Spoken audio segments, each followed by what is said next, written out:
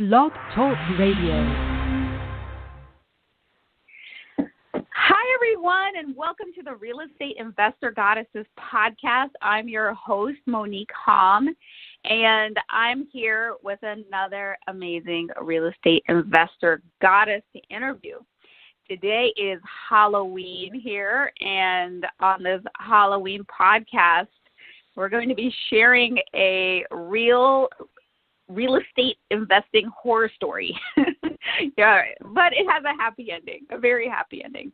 Our guest, Vicky Schettini, was a single mom who was tired of working night and day to make it. She was faced with her daughter's high university tuition bills and took a leap of faith in November 2014 to move across the country to be closer to her daughter's university and to start investing in real estate. Now, the relocation really didn't turn out as planned, and she'll tell us more about it when we talk, but she ended up becoming homeless in a town where she didn't know anyone. And by the time she finally got into that first home, she had only $500 left to her name and literally a broken ass. So she pushed through it and did WIT, whatever it took, and boy, oh boy, did she make it. So fast forward, it's less than 4 years later, and she now owns 3 multifamily complexes and 58 single-family rentals. From homeless with $500, she now has all of that. Can't wait to share the rest of her incredible story with you. Welcome, Vicky. Well, thank you so much, Monick. I am really excited to be here. I'm really excited that you're here. So that you have, I started sharing some of your incredible story, but you actually started real estate investing a little bit before this, right? Before that move to 2014. So just share with our listeners how you got started in real estate investing, and what how you got started. Well, I had started back. Well, previous to started doing flips, I was working for a retail store as a manager at a retail store, and literally every penny that I made was going into bills, and pretty much bills. I remember sitting one night at my kitchen table, and I had paid all the bills, and I had $25 left. So wow. It was like, okay, if I get a flat tire, I can't even afford a tire. And it was like this every single month. So I knew I had to do something because that wasn't me. You know, I'm a hard worker, go-getter. I needed more. So that was like the pivotal point for me that I knew I had to do something. So I started talking to certain, other people, and I started getting more involved in real estate. I was actually helping someone get leads. I was in California, and I didn't have my license in California. So I was helping them get leads, and they kept telling me that none of the deals were going through. Well, it turned out the deals were going through. They were just not paying me. Oh, no. Yeah. So I decided at that point, okay, I need to go and just do it myself. So I started making the right connections because, as we all know, this business is all about networking. Networking is key. So I started networking, and I started doing flips in California, and I was doing really good. I was doing 3 to 6 flips at a time, and it was doing good, but I was getting a hard money loan, and, if something goes wrong and you miss that cutoff by a month, your profit just keeps going, down, down, down. Yeah. So, and you're working night and day. So when my daughter graduated and she was going off to the university, I guess I had the empty nest syndrome. It was a lot. And I decided to move. The funny part to it was that I bought the ticket to come see her for Thanksgiving, and the same day I bought the tickets, that night I was having I was missing her, so I said, that's it, I'm moving. I need I'm done doing flips. I need passive income. I need rentals. Yeah. And that's how I just picked up, and in 2 weeks I sold what didn't fit in that trailer, and I moved. I moved to Jackson, Mississippi, and that was very, very interesting. Wow. Okay. So we're going to talk about that more in a second. But before we do that, because I want to help the listeners connect the dots here. Because you said you were a manager in a store, and you were living literally paycheck to paycheck, barely making it. So how Correct. did you go from paycheck to paycheck to being able to get a house to flip? So how were you able to? What was your financing structure for doing that? You talked about the hard money loan, but just tell us a little bit more about what you did to be able to get into the real estate game, even when you had so little money to invest with. Well, I just started talking to friends and family, and I told them what I was doing now. Everybody knows when I set my mind into something, I'm going to do it, and I just don't give up. So a couple of my friends had some money saved up, and I didn't have any money because I was going through the divorce. So, and the money that I had was going to the attorney.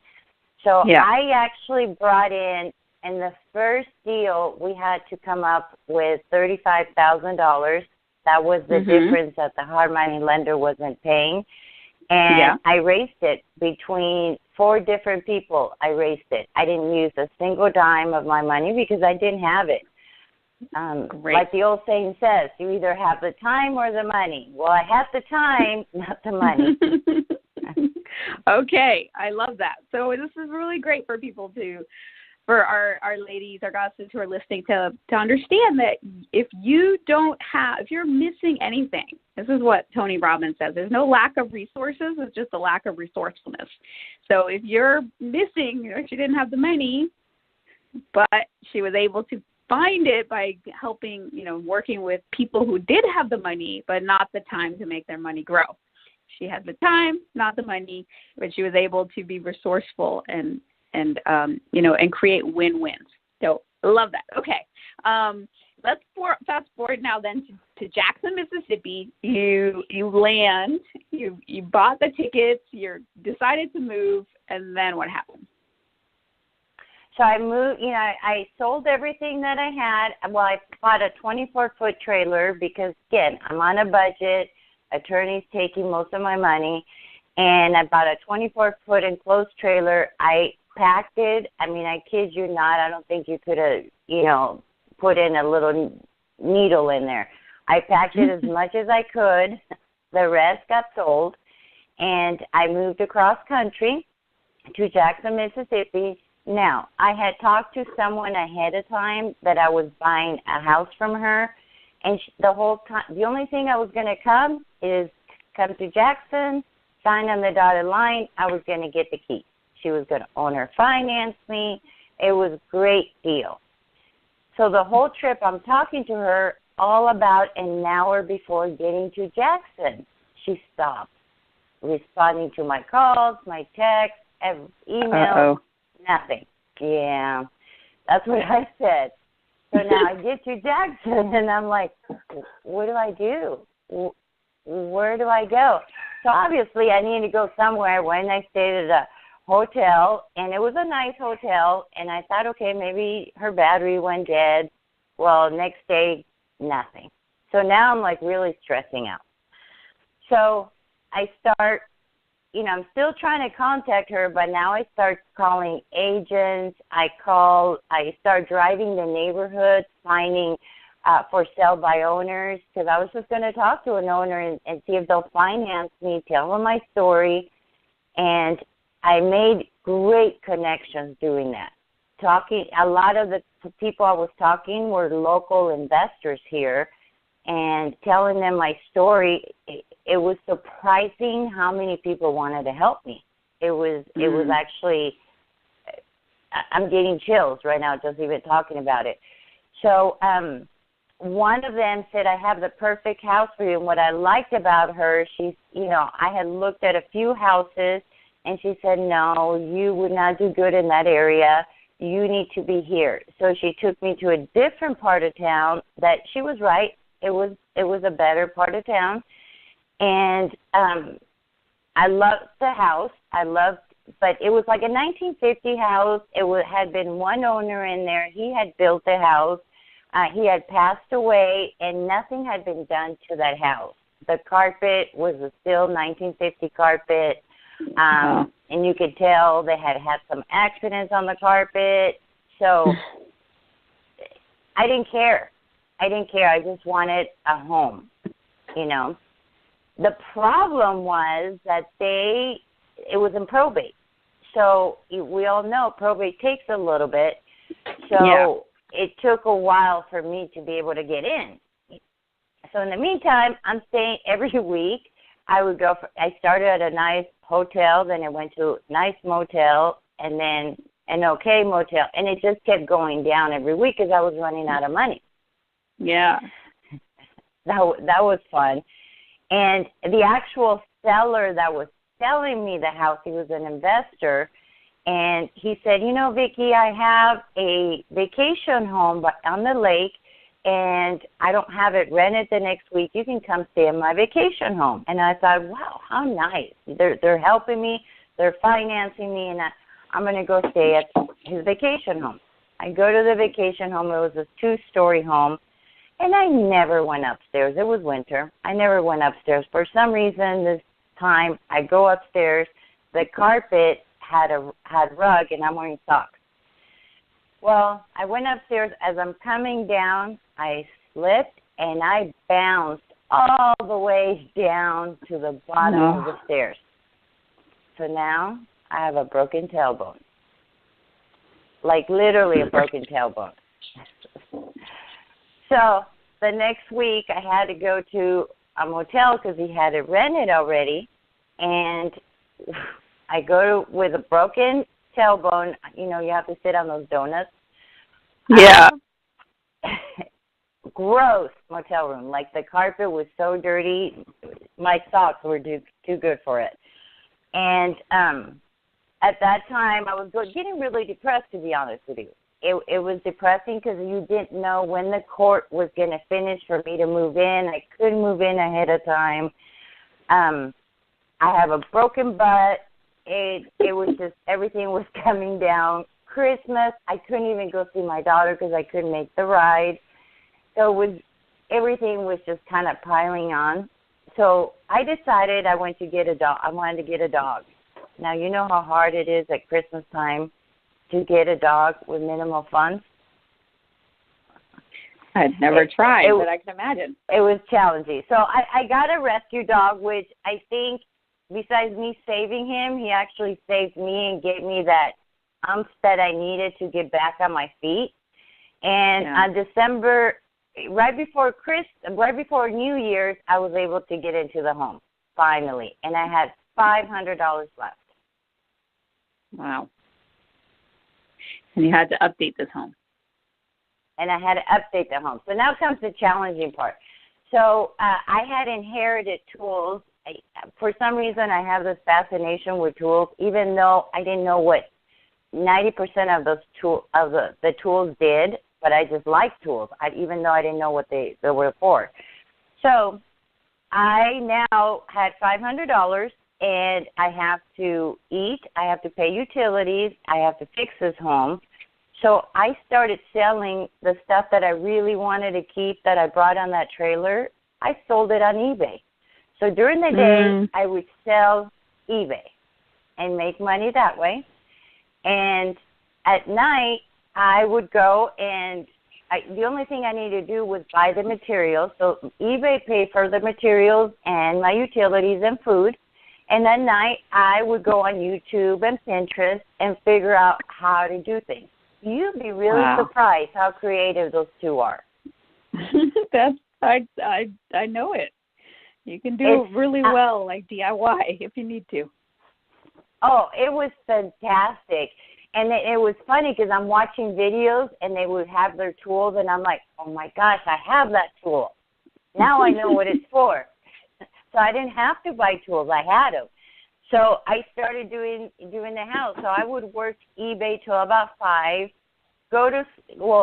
quit working on the house about midnight, and then look at a video, YouTube or Pinterest, on what to do the next day. And that's how I did. It took me a while to do that. The only thing I did to hire somebody was I had a roof leak right by my front door, so I hired somebody to patch the roof. And then my AC went out, and I hired somebody to come and fix that. So those were the only 2 things that I hired somebody to do. The rest, I did it. Wow. That's amazing. So, I mean, you're in this house, you're totally DIYing everything and bootstrapping to the nth degree. Yes. And so now, like, give us the abbreviated version.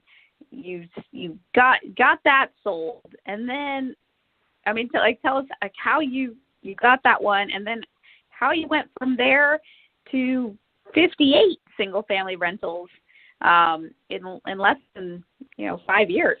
How did you do that? Like, what caused that acceleration?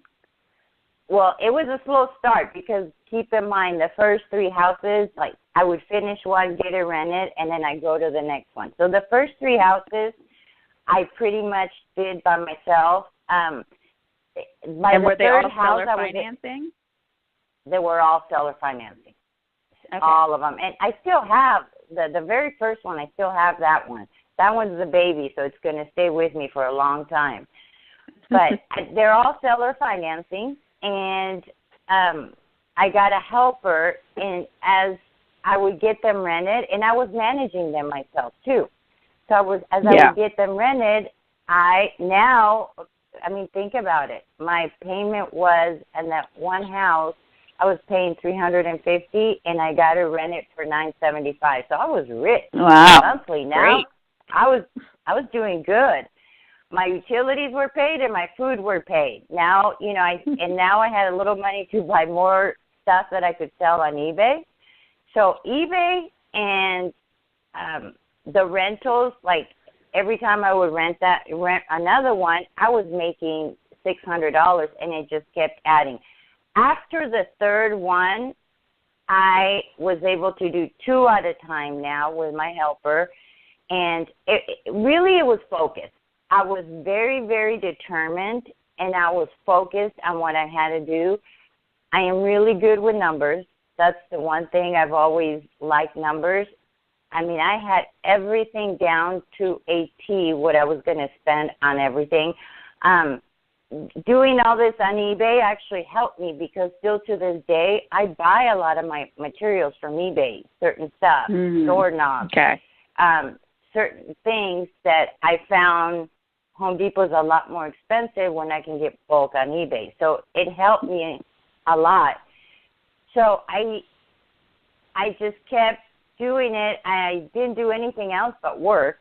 So any time that I had off, it took probably to about the 6th house that I was able to finally finish eBay and then just start concentrating on more houses.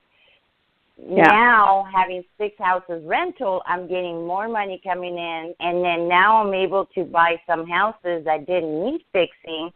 Some of them were already rented. Can you imagine? I mean, I'm buying rented houses already, and I didn't have to do anything. So it after the 6th one, it just took off. And then I did take 9 months off because I had a friend of mine that knew I was here, and he was buying an apartment complex. That was something that was in my goal. I was going to buy my own apartment complex, but I had never done it. So it can be a little bit intimidating when you've never done it to go and get into something, right? Yeah, so,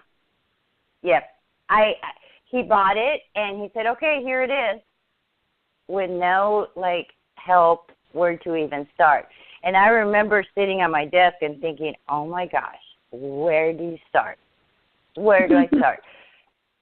So I had to put the mentality okay, if this was my apartment, where would I start? Of course, you're going to start with the tenants. So I kind of taught myself for 9 months. I worked for free for him, managing and bringing up his apartment complex. But what I've learned there is I couldn't even pay for that education. It was amazing. And I did such a great job that the word got out how I brought these apartments up, that another out-of-state owner that had an apartment complex here called me and said, well, can you do the same thing for me? And I said, of course. So I went and I did it for him, and he was just burned out. And I said, well, I'll buy him off you, but I don't have any money. And he said, okay, well, how about if you do a lease option for 1 year, and then if you made your payments on time, then you can buy them. And that's what happened. I bought those apartments with zero money down, with a lease option for 1 year. I did what I promised, and that's the key. What you promise people, you have to do. You have to, stick to it. So I did that, and that was my very first apartment that I got. Amazing. How many units was that? That one was 26 units. It's a small one, but it was pretty big for me. Yeah, I think that's big for a lot of people. That's great. And all of those were around Jackson. All of these are around Jackson, yeah. And partly I was managing myself, so most of the things that I'm doing is in Jackson. I'm not doing my own management now because I'm getting into quite a few more things, and it does take a lot of your time. So I finally passed it over to a management company, but I had to do it. I had to do it because I had to learn how to do it and what not to do and figure things out. So then I know I'm kind of one of those people that I have to learn before I go tell somebody else to do it, if that makes sense. That totally makes sense, because then you know exactly what they're supposed to be doing, and you can be a much better manager. That's awesome. What an inspiring story. I mean, the beginning was quite harrowing, but the way that you've been able to do so much with having no money to invest in from the beginning is super inspiring. So let me ask you. I was just going to add something. One of the things my mom always taught me, and you hear me say WIT all the time, and that's my saying. My mom said, you do WIT. You do whatever it takes. And when I was homeless, my mom kept calling me and said, come back home. Come back home. But no, failure is not an option. And like with anything that you do, how many times do you hear people say, well, I'm going to do this, but if that doesn't work out, I'm going to do this other thing. Well, you already it's not going to work out because you just gave yourself the escape clause. And in any business, you're going to have that downtime, and that's the first time you have that downtime, you're going to take off. So, no, I committed to doing this, so I had to figure out how to do it. And you have to think outside the box. So good. Yep, absolutely. So now, listening to her story, it's very clear that it was not easy. But you've had a lot of success. And one of the things I love to ask, though, of all of my guests is, what was your biggest mistake? Because we learn so much more from the mistakes, from the failures, than we do from the success stories. So what was your biggest mistake, and what did you learn from it? I will say my biggest mistake is not opening my horizons, if that's the way I want to say it. So coming from California, I was pretty much a California person, never thought I would ever leave California. I just wanted to stay there. And the market in California, I mean, obviously you can get rentals, but there's no way I was going to be able to afford that. And in the way that I like to have security, and in California, if you lose a tenant, you have a $1,500, $2,000 mortgage.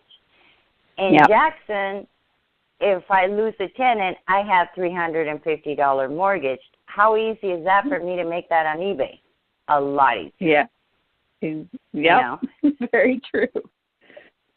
So it's easier to do it because you can come up with that.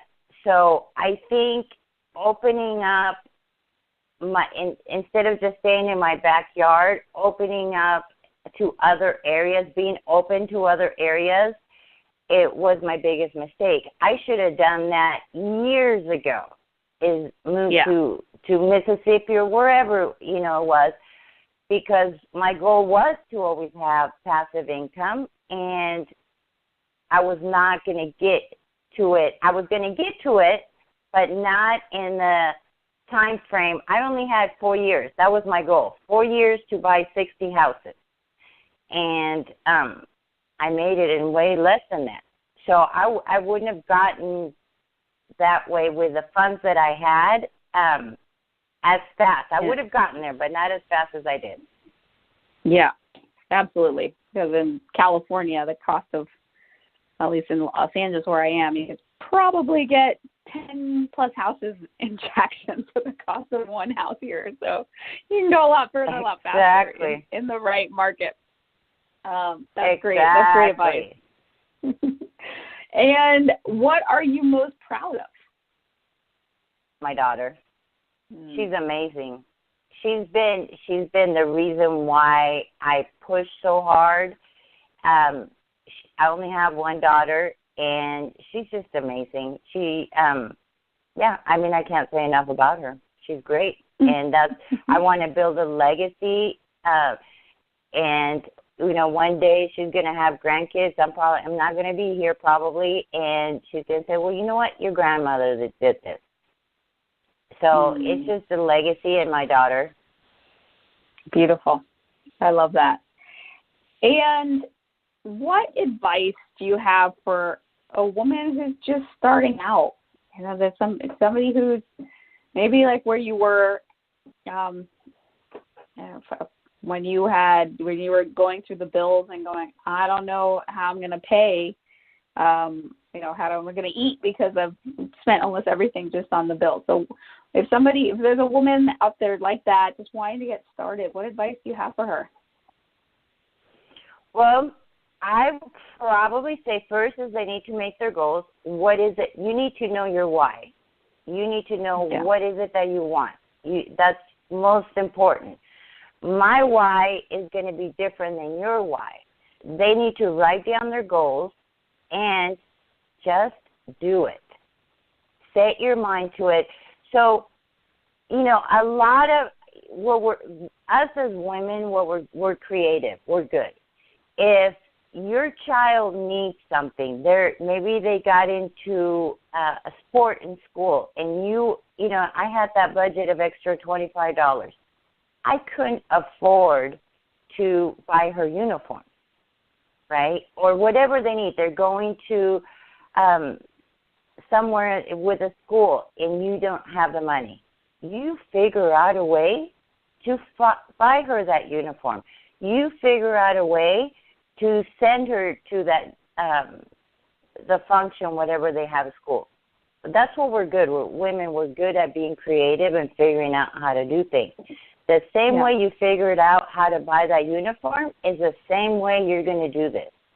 So sit down, have one-on-one on time, figure out what is it that you want, write it down, and then just get up and do it the same way you figured out how to buy that uniform. Wonderful. I love that. And two quick last questions before we go into our Trinity. But what's one thing that you wish you'd known at the beginning that you now know? Oh, sounds like there's animals behind you. There is. And I'm going to be closing this door. Did not expect that. Sorry. Okay. Now we're good. Puppies are barking. My puppies. What's one thing that you wish you'd known at the beginning that you now know? I would probably say is to have more faith in me and not, I don't even know if the word is faith. Nothing is out of confidence? my reach. I'm at the point, confidence, yes, confidence. No, I'm at the point now that I realize that I can do anything that I set my mind to. And I think when you don't have the money and you only have that $25, when I was writing down 60 houses, that was completely out of my reach. Yeah. So I didn't think that was attainable. So that's the main thing is just set your goals, set a path, and stick to it. And once I did that, I mean, I had it down that every week, you know, with 60 houses I needed in 4 years, that's 15 houses a year, that's, you know, 1.5 a month. I had it down, like my whole goal, what I needed to do. So have the confidence that you can do it, push through, and had I believed in me and had more confidence from the get-go, I would have done this a lot sooner. Well, I'm glad that you did do it. I'm glad that you've shared your incredible story with us. So for women who would like to know more about you or connect with you, what's the best way that they can do that? Oh, they can give me a call or Facebook. Is it okay to give the number on here? Or It's up to you, but if you want, sure. Oh, okay. So they can call me at 951-445-8852, and I'll be more than happy to help. I mean, just believe in yourself, set goals, and you can do it. Anybody can. There's no difference between the people that have done it than ourselves. So we can do it. Beautiful. All right. And lastly, we're going to do a Trinity. So Trinity is a brag, a gratitude, and a desire. That's how we end every show. So what's one thing that you're celebrating right now? What's your brag? I am celebrating being a woman in charge. I literally feel like nothing can stop me now. Anything that I want to set myself to do, I will do it. And you can't tell me no because that's not an option. So I will figure out a way to do it. So I brag about that. My mom just told me the other day, she said, why don't you buy a hotel in Vegas? She said, that's a possibility. You just never know. Whatever I set my mind to it, I can do it. I know I can. Well bragged. So well bragged. And what's one thing you're grateful for? I am very grateful for my family, my mom and my daughter. My mom's my rock, and my daughter is amazing. So I'm getting emotional because they're so great. But I'm so grateful for them. Beautiful. I lucked out for those two. Last but not least, what's one thing you desire? So remember how I told you about the dog that I got, and you can hear my dog? When I rescued him, but he actually rescued me too. I want to do a rescue. I bought the house already. I'm actually getting it started right now, and I'm really excited about this. I bought a house that I'm setting up all for rescue dogs. Right now I'm only taking small dogs, and it's called Mr. B and Diva's Love Shack. And I'm going to rescue dogs, and they can stay there for as long as they need to. And if they get adopted, they get adopted. But that's what I realize that's my passion. My second passion would be to rescue dogs. Beautiful. Well, so shall your desire be, or so much better than you can imagine. I'm so excited. I'm excited too, and I want to give a brag and a gratitude about you. So I just to share with the listeners, I guess I met Vicky. Well, she found me on Google, and shared her incredible story. And I said, well, we need to have you on the podcast. This is so great. And we had a couple phone conversations. And I was telling her about the Wealth Through Real Estate event, which is happening this weekend. Oh, my goodness. So if you guys want to join us, go to wealththroughrealestateevent.com and use the code WEALTHY if you want to get a nice discount. We have a few tickets left, and it's starting on Friday. But I told Vicky about this, and she said, do you need help? I said, well, sure, I always need help. And the next thing she says, I found some tickets. I'm coming, flying to L.A., and I'm going to help you. And this incredible woman was like, oh, my goodness, are you serious? And she said, yes, I'm coming to help you. So I just brag, hello, the sisterhood. This is what it's like to have a sisterhood of goddesses, right? This is what a goddess does. They show up for you. And so I brag that I'm able to create that where a woman would just show up for me like that. So I'm bragging that, but I'm so, so grateful to you, Vicky, for doing that. My goodness, that is no problem. Incredible. I am all about helping and getting everybody get ahead. If you need me to go clean the toilets, if you need me to go stand at the door, whatever you need me to do, I'm there, and it's going to be fantastic. It's going to be amazing, and then we can plan for the next one. Yeah. So I love that. I can't wait to meet her in person and give her the hugest hug. And hopefully you guys listening out there will also be joining us, and I have hugs for you too. So super excited about the event. Again, it's wealththroughrealestateevent.com to go register for that. And Vicky, I'm thrilled to see you there. And everyone listening, thank you for being here, and we'll see you next week with another Real Estate Investor Goddess interview. Bye-bye. Bye.